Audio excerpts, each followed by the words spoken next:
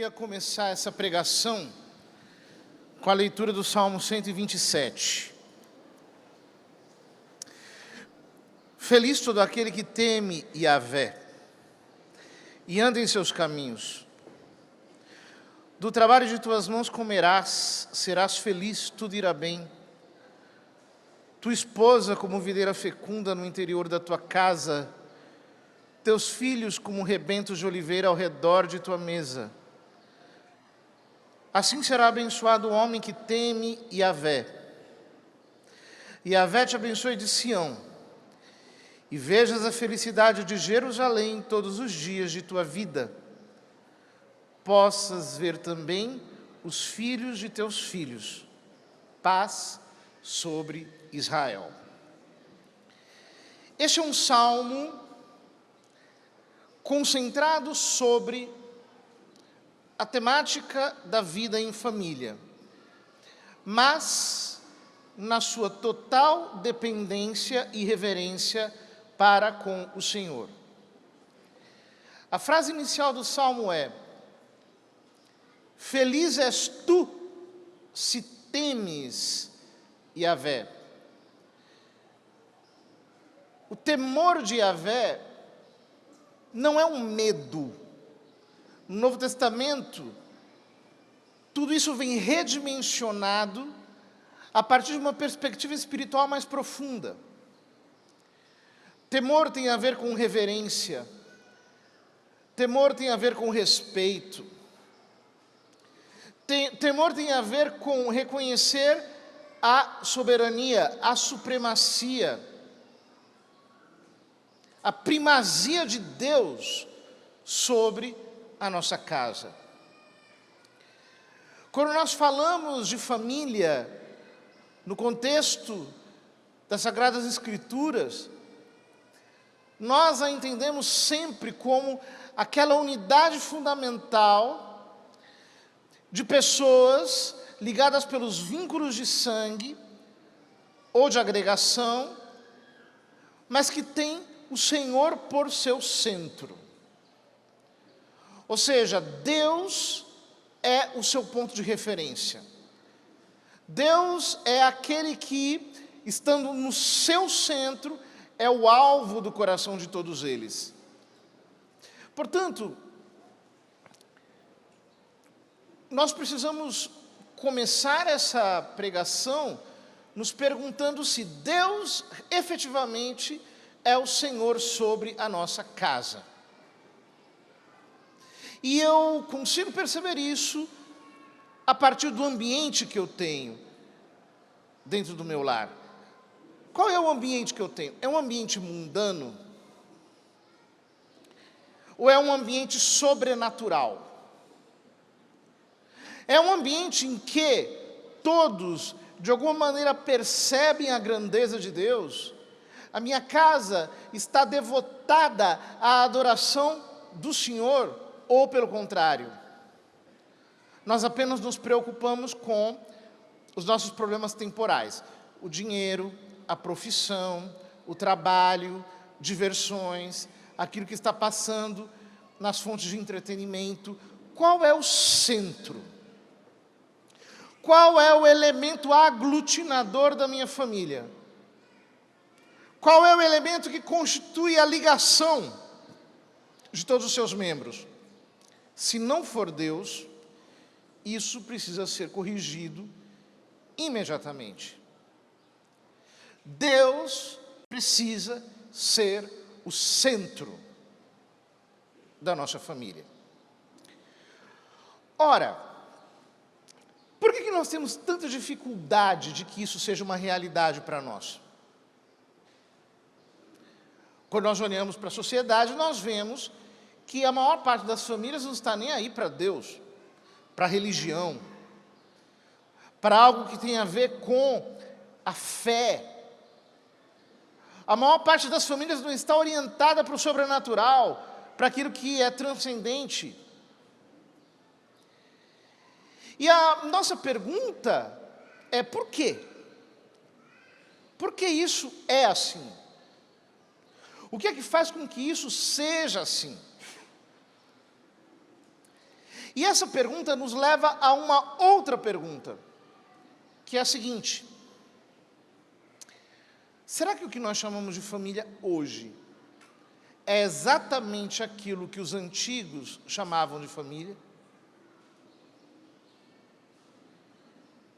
E a resposta é evidentemente não. Nós estamos passando há 300 anos por uma mudança no tecido da sociedade.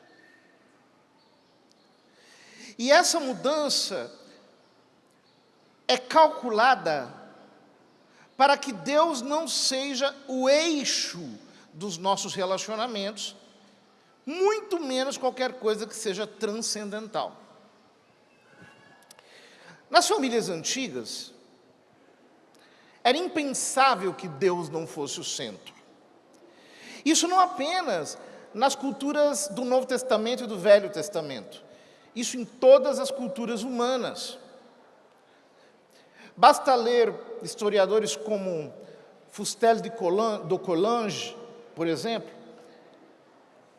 que mostra que o chamado fogo do lar era muito ligado à ancestralidade, àqueles que passaram. Cada família tinha a religião não apenas como um centro, mas a religião era como que a alma da própria família, é aquilo que a constituía como tal. Não é que Deus era o centro, ele praticamente era o todo da vida de família. O homem antigo simplesmente não se entendia fora do sobrenatural. A sua própria visão da realidade era mística. A percepção do sobrenatural permeava tudo aquilo que ele via e sentia. O que acontece? Família, naquele tempo, é uma unidade muito forte. Um homem e uma mulher se casavam não apenas para constituir uma unidade pequena, frágil, pai, mãe e poucos filhos. As pessoas se casavam para construir um empreendimento familiar. Então, você tinha famílias de ferreiros, famílias de agricultores, famílias de metalúrgicos de todo tipo, de tecelães, etc. Ou seja, ser família era uma forma de vida, e uma forma de vida coletiva. Os meios de produção se davam em família. A sobrevivência se dava em família. O ganho do pão se dava em família. Portanto, a família era uma estrutura forte, grande, estável e que não podia dar-se ao luxo de dar errado. Porque se você perdeu a sua família, você perdeu tudo. Ou seja, a sociedade antiga, a sociedade medieval, era uma sociedade na qual a família era efetivamente a célula madre, no sentido não apenas da geração de novos indivíduos, mas no sentido de que toda a vida da sociedade girava em torno da família. Como é que isso começa a mudar? Isso começa a mudar, em primeiro lugar, com a filosofia. Aparecem filósofos que excluem o sobrenatural, uma visão presumivelmente científica da realidade, confinou a realidade no naturalismo, de tal modo que não cabe mais nenhuma explicação sobrenatural, tudo tem que ser explicado apenas por causas naturais, humanas, às vezes até sociais. Porém, a grande mola propulsora dessa mudança no tecido social foi a Revolução Industrial. Por quê? Retirando as pessoas do campo para a cidade, a Revolução Industrial não foi apenas uma ideologia, ela efetivamente fez com que a base da família, a base da sociedade, deixasse de ser as famílias e passasse a ser as empresas. Então as pessoas saíram dos interiores, vieram para as cidades em busca de emprego, de melhores condições de vida. Então o pai trabalha num lugar, a mãe trabalha em outro lugar, os filhos, cada um trabalha num lugar diferente. Não pode ter muitos filhos, tem que ser pouquinhos, porque a casa é pequena, tudo é pequeno. Você já não tem mais identificação com o lugar em que você está, porque você muda constantemente de um lado para outro. Você não conhece as pessoas que estão à sua volta, fica confinado no individualismo. A própria família, por não ter convivência, não tem a capacidade de desenvolver laços afetivos fortes. Isso faz com que as relações marido e mulher, pais e filhos, sejam relações fracas, que dão muitas vezes lugar a verdadeiras rupturas. Começam a aparecer patologias familiares, violência doméstica, abusos de diversos tipos, exploração. Isso tudo desemboca em divórcio, em aborto, em reprodução individual e assim por diante. A família passa a não ser tão mais necessária. A nova sociedade, construída na base da revolução sexual, aliás, da revolução industrial, tornou-se ela mesma construída para não mais permitir o homem que recorra a Deus, à espiritualidade, à transcendência. Ou seja, eu vivo para quê? Eu vivo para ganhar o meu dinheiro, para trabalhar, eu trabalho de sol a sol, de segunda a sexta, todas as possibilidades que eu tenho para poder ganhar, para me sustentar. O centro das minhas preocupações deixou de ser Deus e a eternidade, passou a ser apenas o capital, o dinheiro. Quando Jesus diz no Evangelho que ninguém pode servir a dois senhores, ou você serve a Deus, ou serve ao dinheiro, a mamon, é como se ele estivesse atravessando a história e chegasse aqui, nessa geração, que vive em função de servir a um Deus chamado dinheiro. Nesse contexto, começam a surgir as primeiras críticas filosóficas à família enquanto tal. Marx, os neomarxistas, as feministas marxistas, todos começam a atacar a família de uma maneira declarada, aberta, dizendo que a família é uma estrutura arcaica, que a família precisa desaparecer, que a família é a estrutura na qual é gerado o autoritarismo, que a família é aquela estrutura perversa que faz com que as pessoas se pertençam mutuamente quando ninguém é de ninguém. E assim por diante. Essa crítica sistemática foi se aprofundando ao longo do tempo. E qual é o problema? O problema é que, sem nós conhecermos isso, de alguma maneira, isso nos atingiu. Isso mexeu na nossa cabeça. Aquilo que é uma revolução, primeiro, sociológica, econômica, política, depois se torna uma revolução filosófica, antropológica, cultural, e, por fim, molda a nossa psicologia. Nós passamos a pensar dentro dos esquemas que enxergam a família como um mal, e não nos damos conta disso. Esse é um dos nossos verdadeiros problemas hoje. Como a sociedade está sendo reconstruída há 300 anos para ficar longe da transcendência, para não temer mais a Deus e não ter mais relação com Ele, para viver em função das leis do mercado e, por isso, emancipada dos vínculos familiares, nós vamos sofrendo as consequências disso e não nos damos conta.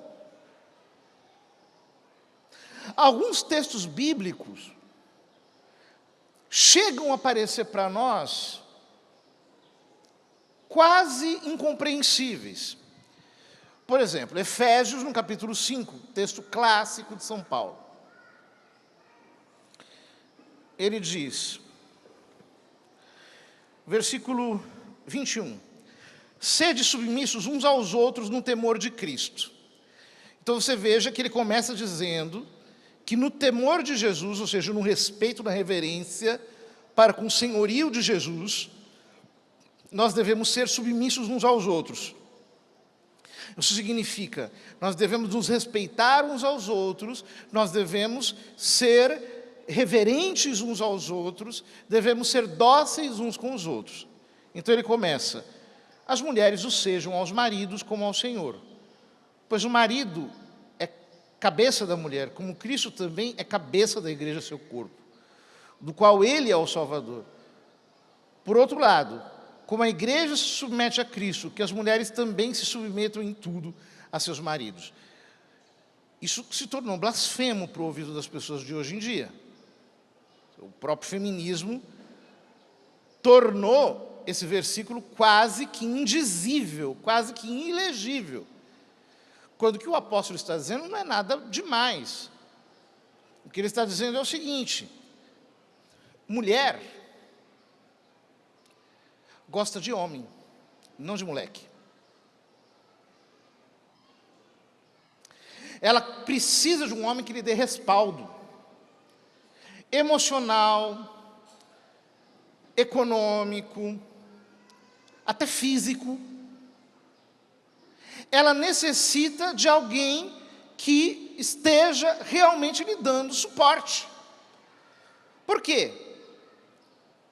Quando ela não tem isso, o que acontece com a mulher? Ela fica exausta. Ela fica emocionalmente exausta. Ela fica existencialmente exausta.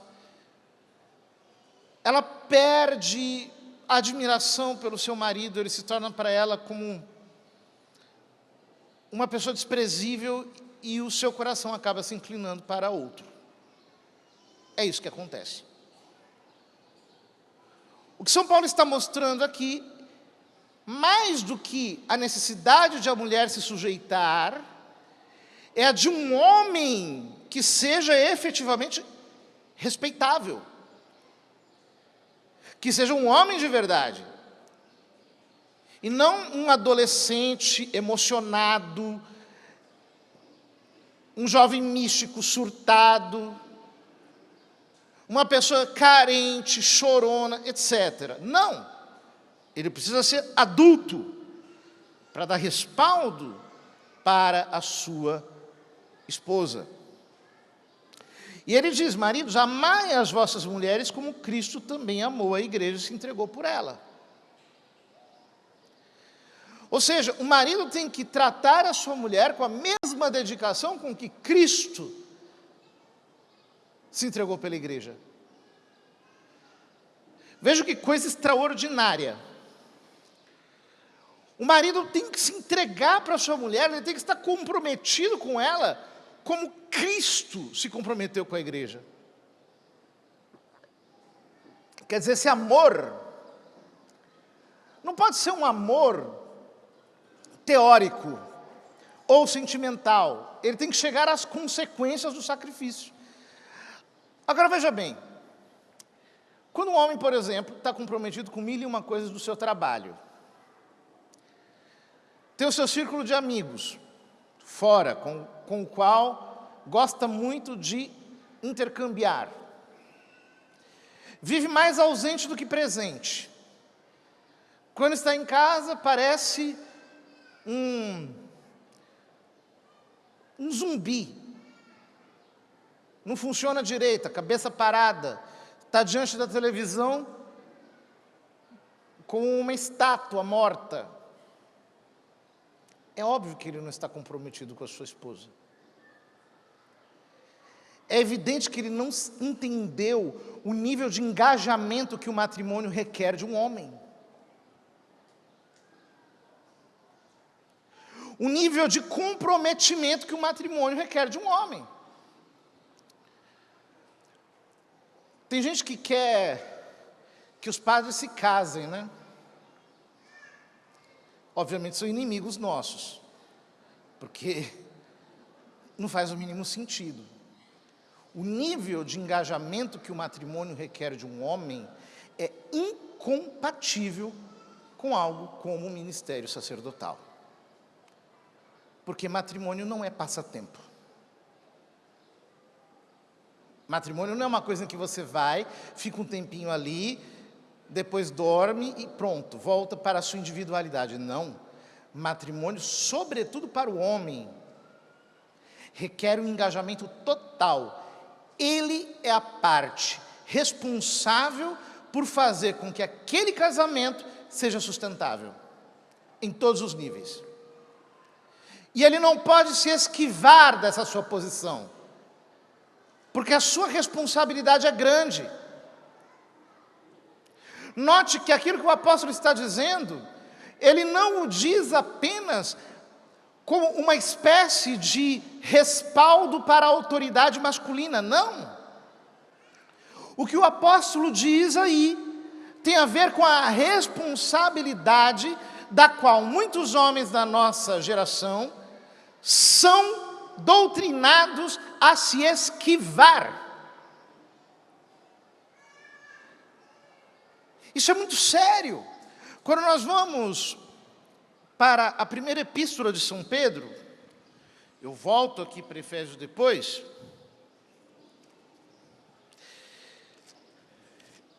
Ele diz, versículo 7, capítulo 3, versículo 7. De igual modo, vós, maridos, convivei de modo sensato com vossas mulheres, tratando-as com respeito, por terem uma constituição mais delicada e por serem, como vós, herdeiras da graça da vida. Assim, as vossas preces não encontrarão obstáculo. O que São Pedro está dizendo aqui? Ele está dizendo, homens, vocês têm a obrigação de tratar a sua esposa com respeito e delicadeza. Ou seja, você não pode ser a parte frágil da relação. Você não pode ser um bebê chorão. Ela casou com um homem, ela não adotou uma criança. Não pode ser assim. Se tem uma coisa que deixa uma mulher frustrada, é ter um marido inútil. Um marido parado. Um marido que não toma iniciativa. Um marido que já entregou a vida para o acaso. Que não está nem aí para nada. Só que os homens da nossa geração são doutrinados a ser frágeis. São doutrinados pelo mundo para serem inseguros, para serem pessoas instáveis. Às vezes eu converso com algumas meninas de igreja, assim, né? E elas me reclamam, elas dizem, padre, o nosso problema só qual que é que os rapazes da igreja têm medo de mulher.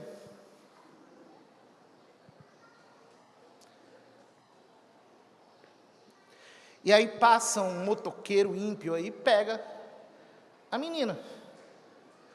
Ela é obrigada a se entregar para alguém que tem atitude, porque eles não têm atitude. Tem medo. Ficam o tempo todo escondidos, com medo de não dar certo, da rejeição, com medo de ser deixado de lado. Pelo amor de Deus, se uma pessoa tiver medo de rejeição, ela nunca vai se relacionar. Um homem não pode ter isso. Tem que ter atitude, tem que ter presença. Tinha uma moça aí, numa igreja aí, que vários anos pedindo para Deus um marido, né? Quer casar. Cheio de homem, todo mundo assim. Ai, não sei se vou, não sei se fico. Ai, não sei, será? E os anos passando, e não toma atitude.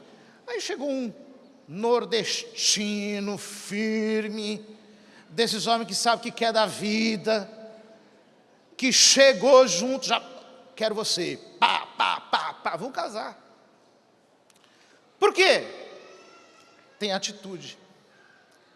Os homens da nossa geração estão sendo educados para serem covardes, para se preocuparem mais com a sua aparência física, para ficarem o tempo todo querendo parecer dondoquinhos. Isto é ridículo, é absurdo. Não é possível que as coisas continuem desse jeito. Boa responsabilidade pelo problema que nós vivemos se deve ao fato de que os homens renunciaram à família para se dedicarem apenas à sua profissão. Renunciaram à posição de serem o homem da casa para serem o empregado do seu patrão. Isso é muito sério. E isso demanda de nós uma atitude responsável. Nós precisamos corrigir a posição dos homens na nossa sociedade. As mulheres, São Pedro diz, em consonância com o que São Paulo diz na sua epístola, as mulheres sejam submissas a seus maridos, assim os que ainda não obedecem à palavra sejam conquistados pelo modo de agir de suas mulheres, mesmo sem discursos, pois hão de observar a vossa conduta casta, no temor. O vosso adorno não seja o exterior, tais como cabelos trançados, joias de ouro, vestidos luxuosos, mas o interior do coração, marcado pela estabilidade de um espírito suave e discreto, precioso diante de Deus. Era assim que se adornavam outrora as santas mulheres, que colocavam sua esperança em Deus e estavam submissas aos seus maridos. Assim, Sara obedecia a Abraão, chamando-o seu senhor.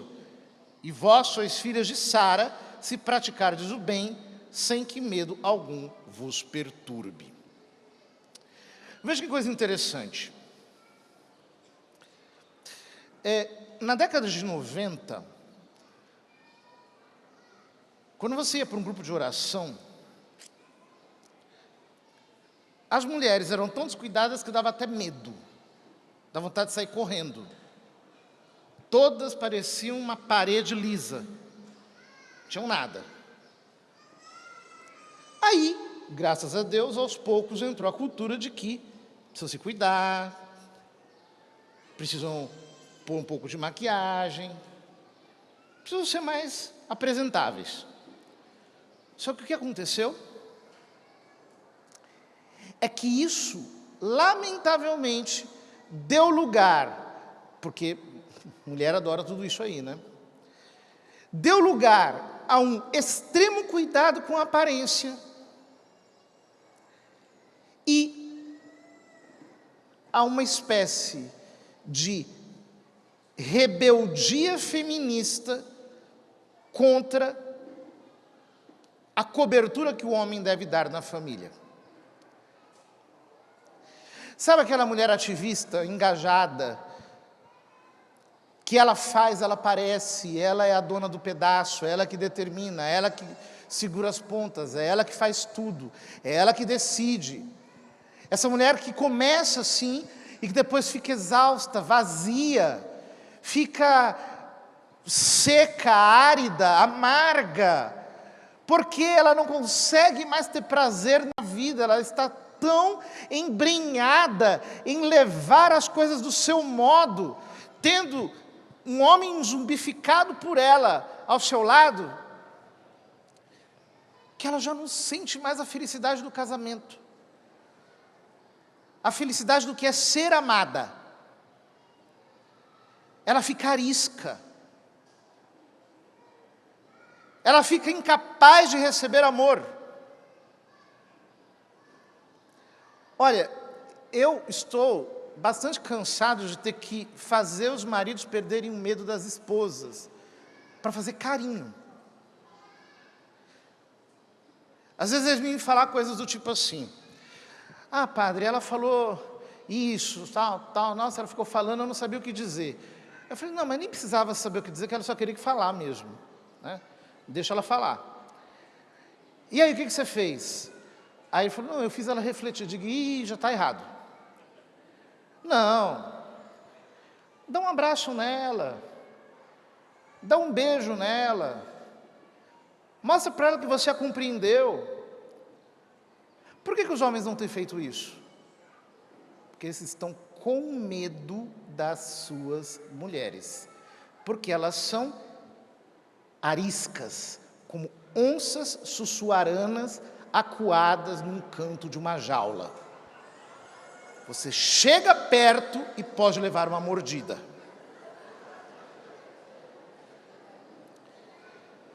Esse tipo de atitude destrutiva é o que faz com que haja um desgaste emocional na mulher, ela não consiga encontrar a sua própria identidade dentro do lar, ela se torna uma sargentona dentro da sua própria casa e ela não fica feliz com isso. Ou seja, essa perspectiva feminista, que parece ser politicamente tão atraente, psicologicamente produz mulheres infelizes, amargas e frustradas, revoltadas, pessimistas, pesarosas, incapazes de encontrar alegria nas coisas mais pequenas. Porque elas querem se pôr na posição que não é delas, elas querem se pôr na posição de quem conduz a relação, e isso é extremamente desgastante para elas mesmas. Esta posição da mulher no casamento precisa ficar muito clara. A mulher tem que se deixar amar, ela tem que se deixar cortejar pelo seu marido, ela tem que saber estimular o seu marido de uma maneira positiva, reconhecendo os pequenos esforços que ele faz em seu favor. Você não pode simplesmente olhar para o seu marido e pensar, isso que ele fez é mais do que obrigação. Você tem que valorizar, porque é isso que vai estimulá-lo a agir em favor do casamento. Se tudo que ele faz é desqualificado por você, se tudo que ele faz é, de alguma maneira, diminuído por você,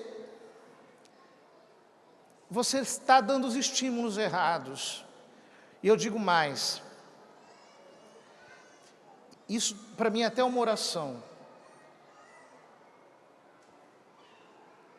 que Deus consiga restaurar a tua admiração pelo teu marido, por quem ele é.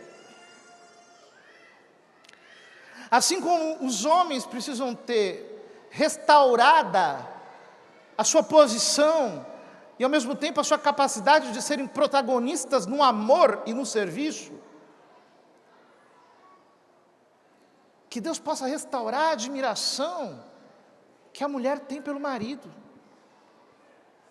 Porque, claro, a gente vai se conhecendo, vai percebendo os defeitos, vai vendo os limites da personalidade, e, de repente, aquelas coisas mais incômodas começam a crescer a olhos vistos e se tornam para nós como que a realidade mais impositiva. E fazer o esforço para ver os méritos, as conquistas, o trabalho, a dedicação, pode ser mais difícil. Mas sem esse olhar de admiração, o que você vai fazer é assassinar a masculinidade do seu marido, e ele nunca será o homem que você precisa para estar ao seu lado, porque você mesma o desestimulou. Estão percebendo? Como o caldo cultural vai penetrando quase de maneira imperceptível na nossa compreensão e adulterando a nossa forma de sentir e de amar. Nós não conseguimos. Veja, um casal que está sempre em crise, sempre incomodado um com o outro, não consegue ter a serenidade de espírito para buscar a Deus. Porque eles estão olhando um para o outro demais, e estão olhando um para o outro demais justamente porque eles não estão na sua posição. Não conseguem ter a paz da alma para poderem se endereçar ao Senhor. E acabam se perdendo. São Paulo diz aos Efésios, já no capítulo 6, filhos, obedecei a vossos pais no Senhor, pois isto é justo. Honra teu pai e tua mãe. Este é o primeiro mandamento que vem acompanhado de uma promessa, a fim de que sejas feliz e tenhas longa vida sobre a terra. E vós, primeiro ele diz isso, filhos, obedecei a vossos pais. O que acontece? Na família antiga, prosperar no número de filhos era sempre um ganho. Pense, por exemplo, numa família rural. Quantos mais filhos tivessem, mais mão de obra você tem, mais eles estão produzindo, mais eles estão trabalhando juntos, mais eles conseguem expandir. Porém, na sociedade industrial, nem sempre é fácil ter um número adequado de filhos. As pessoas nem querem ter filhos, porque isso atrapalha o trabalho. Elas têm que ganhar dinheiro. Elas estão servindo a Mamon. E não só isso, elas querem crescer profissionalmente, querem ter uma expansão de carreira. Então, filho, nessa perspectiva, atrapalha. E aí o que acontece? Uma família pequena, nuclear, com, por exemplo, 1 ou 2 filhos, muito facilmente aquela criança se torna um ditador. Se torna o chefe da casa. É a criança que decide o que vai se comer. É a criança que decide o que vai se assistir. As vontades da criança acabam se impondo, porque vocês vejam, né? Argumento de criança é choro, é grito. É o único argumento que a criança tem. Então o que acontece? Quando ela quer se impor, o que ela faz? Chora, grita, esperneia, dá piti, faz escândalo, porque ela quer que a vontade dela prevaleça. Se você é um pai ou uma mãe desses que diz assim, não, eu não vou falar mais firme com ele, porque senão ele vai se traumatizar. Eu não vou fazer, eu vou ter... Não, dá logo para ele o celular, porque senão ele vai chorar. Liga logo ali aquele programa, porque se não ligar ele vai ficar chorando. Eu não tenho paz, eu não tenho... Se você agir assim, você vai estar deseducando o seu filho. Por quê? No mundo, você não faz a sua própria vontade, você faz aquilo que dá. Você não come aquilo que você quer, você come o que tem. Você não faz as coisas como você acha, você faz aquilo que pode. E muitas pessoas, tendo para com os filhos um comportamento muito meloso, cheio de frescura, acaba estragando aquelas crianças. Estragando. Tudo é na base do não sei o que, lá, e a criança faz e acontece, faz dos pais palhaços e eles deixam a coisa progredir assim até a juventude. Isso não acontecia quando você tinha uma família com 10 filhos, né? Ontem eu ouvi uma pessoa dizendo assim, que a mãe dela, quando ela chorava à noite, ela era uma das mais novas da família, a mãe dela dizia assim, essa criança nem morre nem deixa os outros dormir.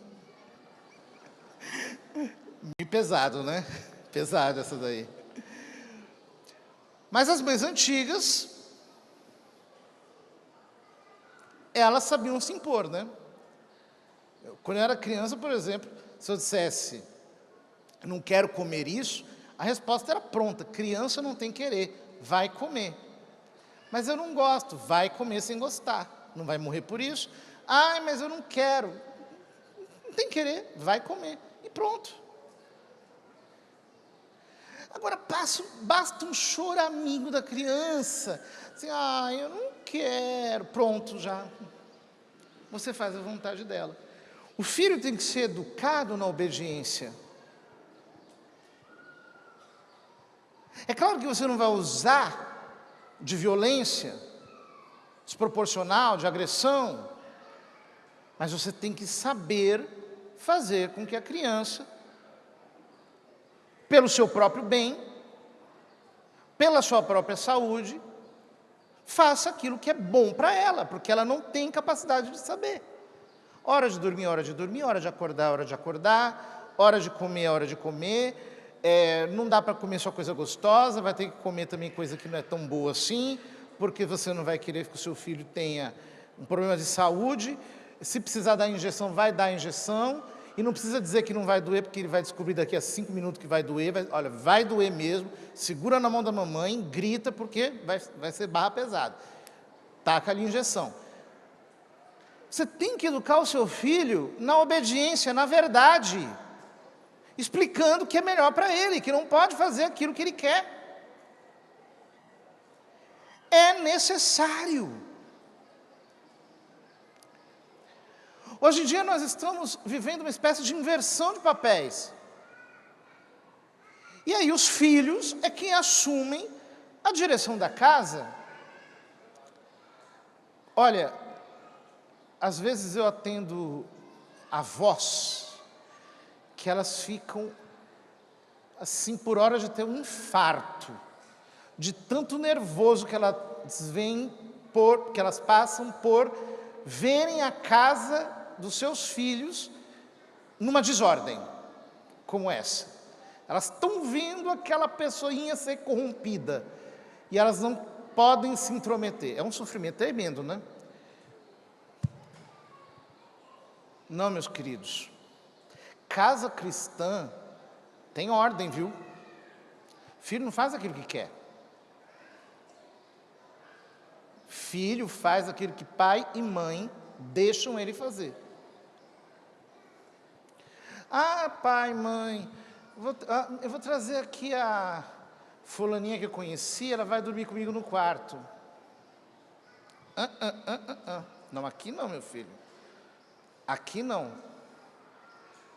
Aqui quem manda é pai e mãe. Mas eu queria fazer aquilo. Não, não é assim.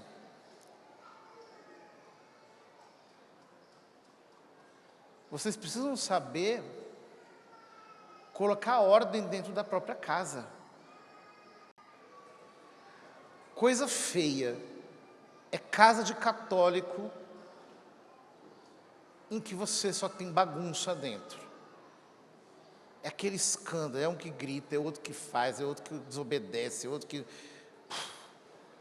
Aquele caos. Não pode ser assim. Nós temos que colocar ordem dentro da nossa casa. São Paulo termina dizendo o seguinte: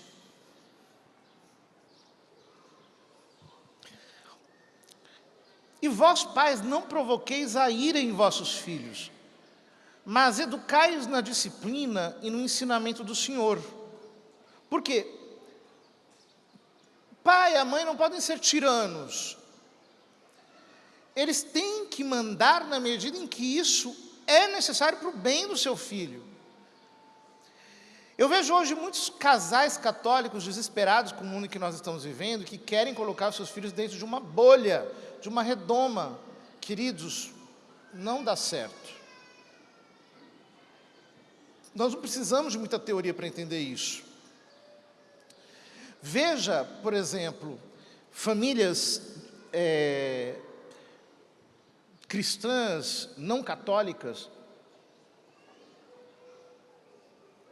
que são muito severas quanto a usos e costumes. Não pode, não pode, não pode, não pode, não pode, não pode, não pode. O que acontece depois?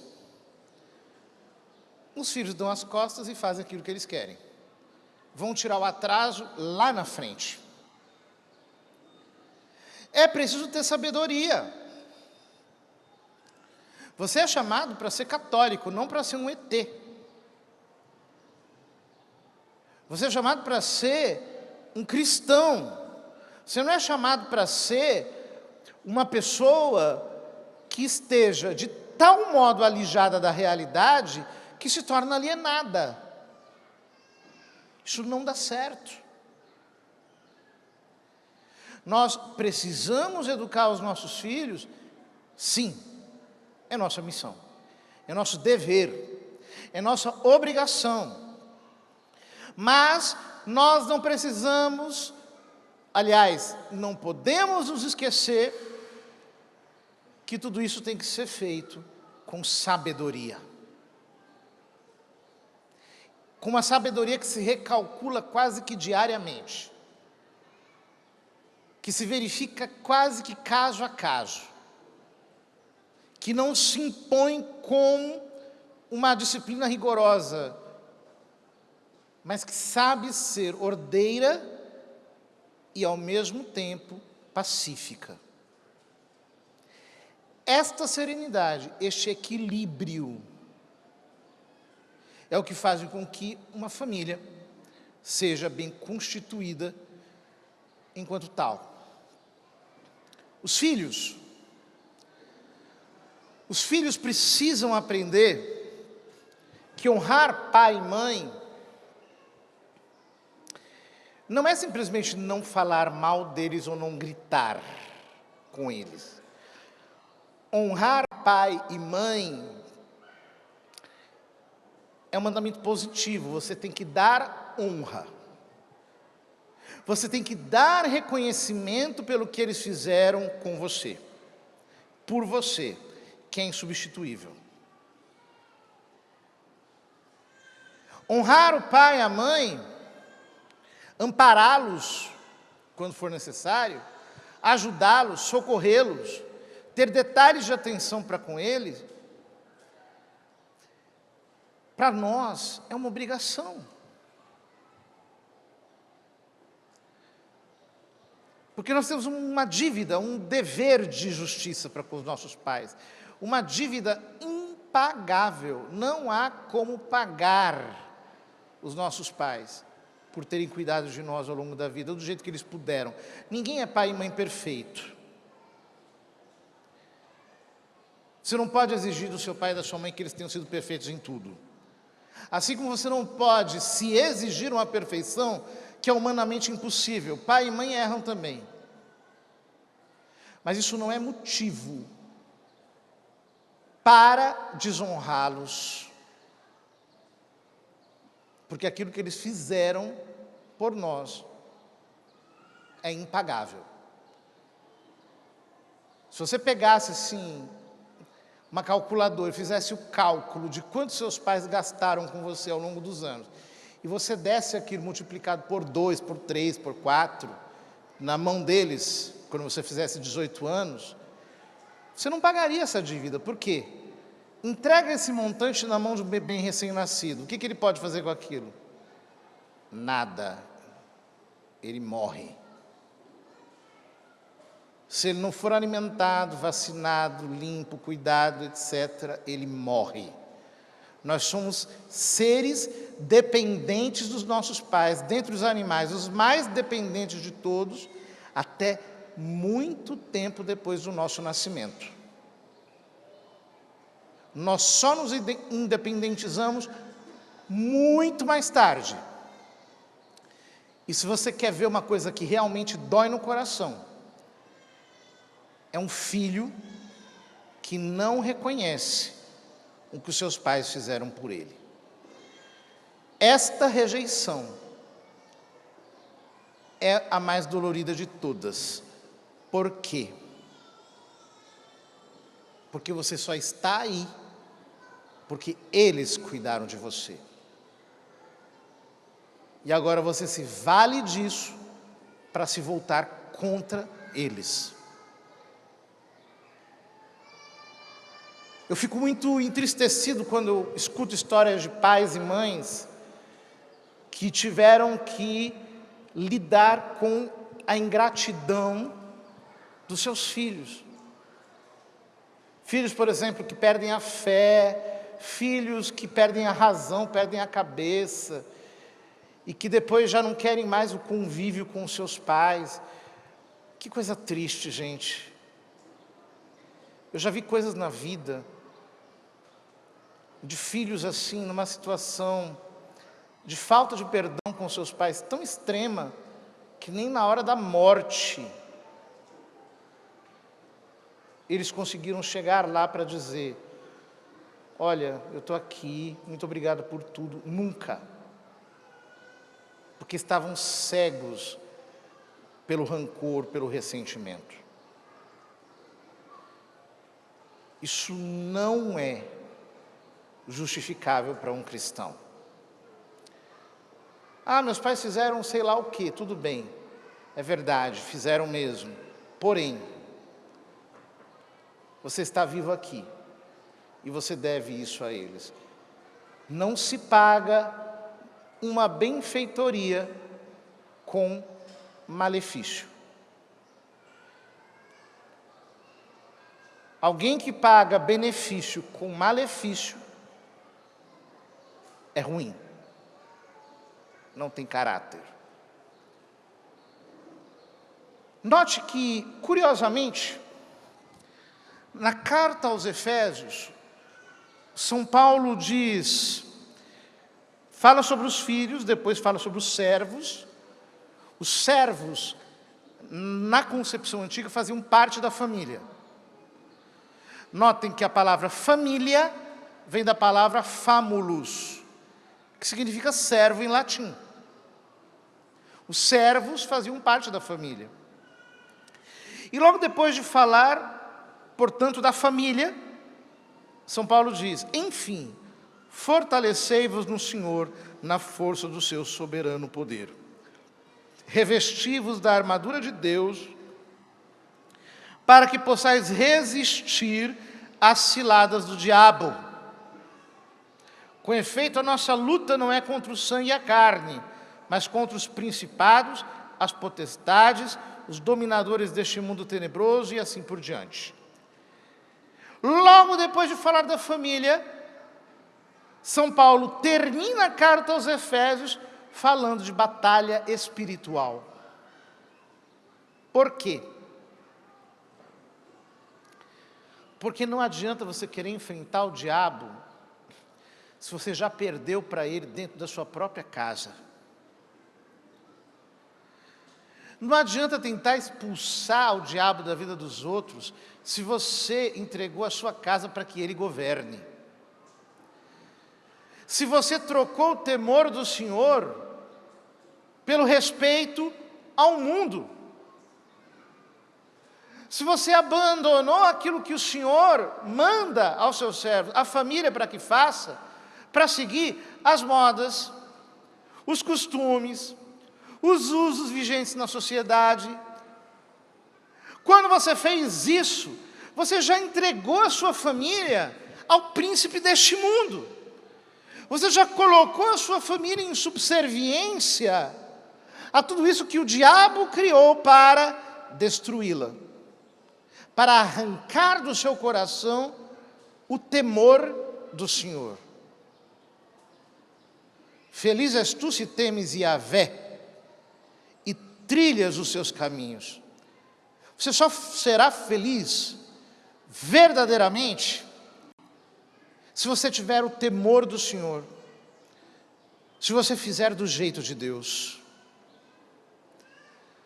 se você fizer com que a sua casa seja verdadeiramente um santuário do Altíssimo, se você entra na sua posição, naquela em que o Criador te colocou. Nós somos católicos, nós não concordamos com as ideologias que foram criadas agora na modernidade para destruir a família.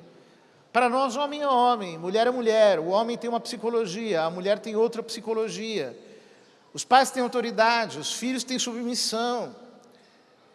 Nós somos católicos, nós acreditamos que a família tem uma ordem querida por Deus, e que o plano de Deus para a humanidade é que homem e mulher se unam para gerar filhos que povoem os céus. Que o homem seja homem, a mulher seja mulher, que os filhos sejam educados numa família ordenada. E quando isso não é possível, porque as nossas fraquezas humanas muitas vezes inviabilizam o melhor de Deus para nós, que nós tenhamos a coragem de nos arrepender e de implorar ao Senhor que Ele conserte aquilo que nós bagunçamos. Para nós, isso é o essencial. Nós precisamos voltar à configuração original. Nenhuma pessoa sensata olha para a nossa sociedade e diz assim: olha, está tudo lindo, está tudo maravilhoso, as pessoas estão mais felizes, estão mais realizadas, estão eticamente melhores. Não. Nenhuma pessoa sensata diz isso. Quando um computador, quando um celular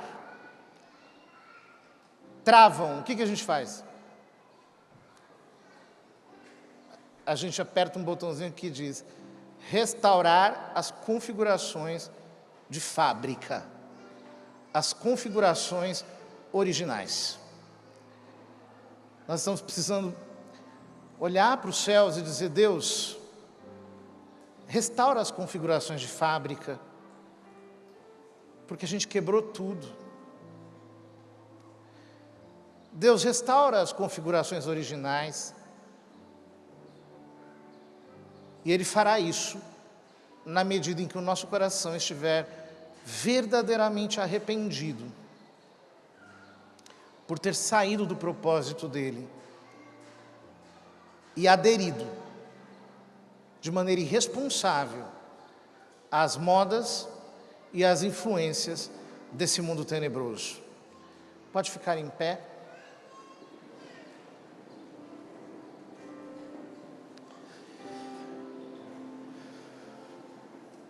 Pai, nós te pedimos,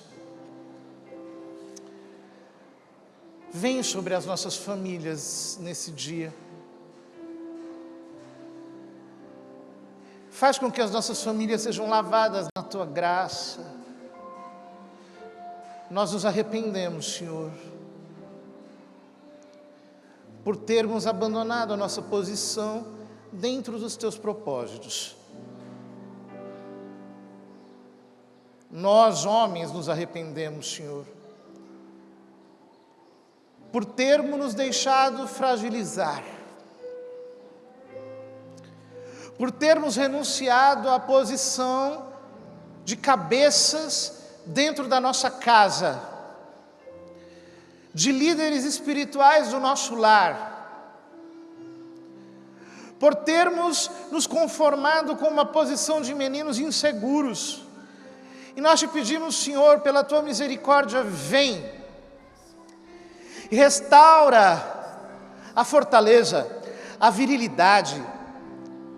Restaura, Senhor, a segurança. Uma imagem de homem que seja verdadeiramente segundo o Teu coração. Perdoa-nos pelas nossas aventuras, pelas nossas irresponsabilidades. Nós te pedimos, Senhor, por favor, traz para cada homem uma posição restaurada no seu ofício de marido e de pai. Senhor, nós te pedimos perdão por todas as mulheres que se deixaram enredar pelas ideologias que querem brutalizá-las, que querem torná-las ácidas, raivosas, amargas. Senhor, nós te pedimos perdão por todas as mulheres cujo vírus das ideologias matou o amor pela maternidade, pela esponsalidade. Pelas mulheres, Senhor, que ficaram cativas de uma cegueira pela promoção em lugares do mundo, que as retirou da reverência para com o Senhor e do amor para com o seu lar, por estarem excessivamente preocupadas com aquilo que é material. Nós te pedimos, Senhor, traz espírito de revelação para cada mulher que está nos escutando nessa manhã, para que seja moldada de acordo com o teu querer. Senhor, a tua palavra diz que o Senhor converterá o coração dos pais aos filhos e dos filhos aos pais. Eu te peço, Senhor, restaura a reverência no coração de todos os filhos. E nós te pedimos perdão, Deus, por termos sido negligentes, grosseiros, ingratos, por termos desconsiderado os nossos pais, por os termos tratado, Senhor, de maneira leviana. Nós te pedimos perdão, Senhor, e te pedimos, restaura o nosso espírito de obediência, reverência e docilidade, porque nós queremos honrar os nossos pais, dar a eles a honra que eles merecem, por terem feito tudo por nós. Senhor, como pais, nós te pedimos perdão por toda a negligência na educação dos nossos filhos, por estarmos tão preocupados, Senhor, com a nossa profissão, com a subsistência material da família, que terceirizamos a responsabilidade sobre os nossos filhos para pessoas externas, para instituições externas, que não podem suprir a carência de paternidade e maternidade que eles têm. Nós te pedimos perdão, Senhor, por termos nos preocupado em dar do bom e do melhor para os nossos filhos, ao invés de nos darmos a eles, através da atenção, do carinho, do abraço, mas também, Senhor, da disciplina, da autoridade. Eu te peço, Deus, vem restaurar a autoridade dos pais que nos escutam nesse dia, que eles sejam formados pelo teu Espírito, para que possam exercer a função de educadores e de mestres da sua família, de acordo com a tua vontade. Nós te pedimos, Senhor, traz restauração sobre a tua igreja, para que surjam famílias cristãs em nossa nação, homens e mulheres que se encontrem e que entrem na posição adequada, Senhor, segundo a vocação de cada um, feito a vossa imagem e semelhança.